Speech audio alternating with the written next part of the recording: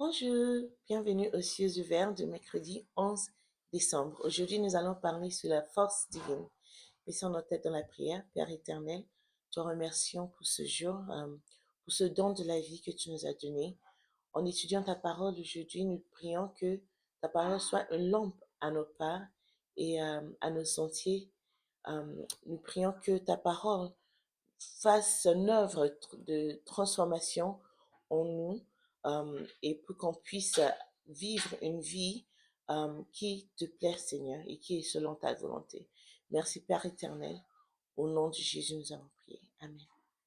Donc, aujourd'hui, notre verset à mémoriser est tiré de Psaume 29, verset 11. Et je lis, l'Éternel donne la force à son peuple, l'Éternel bénit son peuple et le rend heureux. Amen. Notre passage biblique est tiré de Habakkuk, chapitre 3, versets 17 à 19. Je vais lire avant d'entrer dans notre leçon d'aujourd'hui. Donc, car le figuier ne fleurira pas, la vigne ne produira rien. Le fruit de l'olivier manquera, les champs ne donneront pas de nourriture, les brebis disparaîtront du pâturage, et il n'y aura plus de bœuf dans les étables. Toutefois, je veux me réjouir en l'Éternel. Je veux me réjouir dans le Dieu de mon salut. L'Éternel, le Seigneur, est ma force, et rend mes pieds semblables à ceux des biches, et il me fait marcher sur mes lieux élevés, au chef des chantres, avec instruments à cordes. Alléluia. Donc, vous ne pouvez pas toujours demander ou déterminer plutôt la force d'une personne à partir de son apparence physique. Par exemple, avoir du gros muscle ne reflète pas nécessairement la force d'une personne.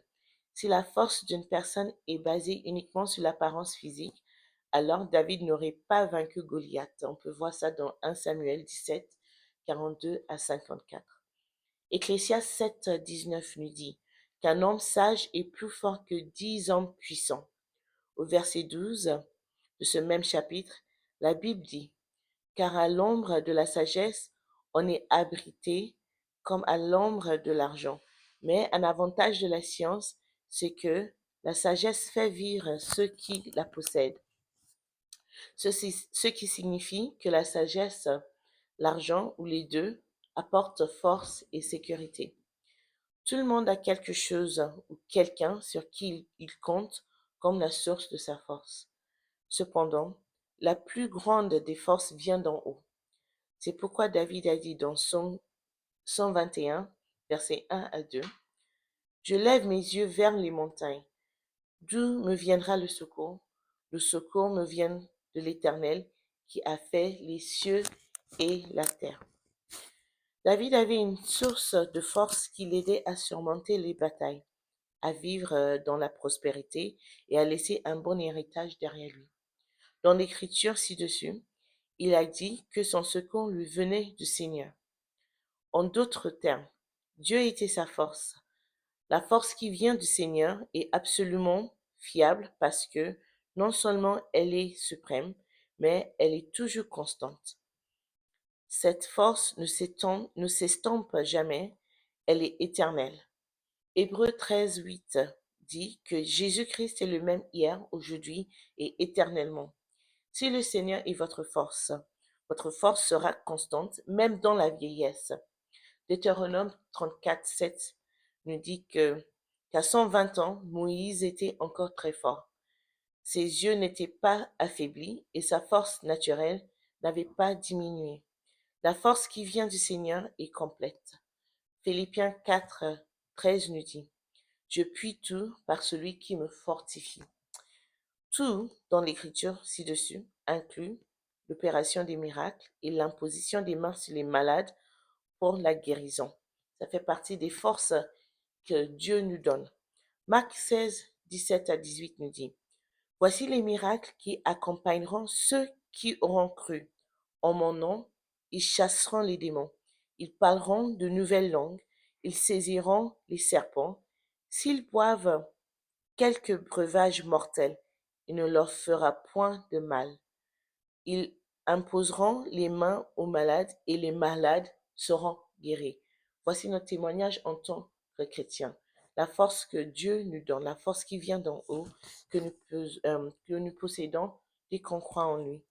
Bien-aimés, ne vous contentez pas de votre force naturelle, seule, car elle est très limitée. Comme David, regardez à Dieu pour trouver la force de surmonter tous les défis de la vie et de faire l'impossible. Notre Dieu est fidèle et on peut compter sur lui. Si on compte sur la force d'un être humain, ça va faillir. Elle n'est pas constante. L'être humain s'affaiblit. C'est normal. C'est la nature humaine qui fait ça. Mais si on compte sur Dieu, qui est notre créateur, notre force sera constante. Et on pourra faire toutes ces choses que Dieu nous dit qu'on fera dans la Bible. Donc, aujourd'hui, nous allons prier en disant, Seigneur, s'il te plaît, sois ma force dans tous les domaines de ma vie. Il faut commencer à compter sur la force du Seigneur dès aujourd'hui si on ne le fait pas déjà. Laissons notre tête dans la prière. Seigneur, nous te remercions pour ta parole qui nous parle de ta force qui nous fortifie, qui nous rend forts même dans la vieillesse. Seigneur, nous demandons cette force divine aujourd'hui dans le nom de Jésus. Nous prions que qu'on puisse faire toutes ces choses que la Bible nous dit qu'on pourra faire en dépendant sur ta force. Seigneur, aujourd'hui, nous allons pouvoir guérir les malades. Nous allons pouvoir chasser les démons. Tout ce que nous boirons et mangerons ne nous feront pas de mal. Seigneur, merci pour cette bénédiction que tu nous avais donnée. Au nom de Jésus, nous avons prié. Amen. Passez une bonne journée.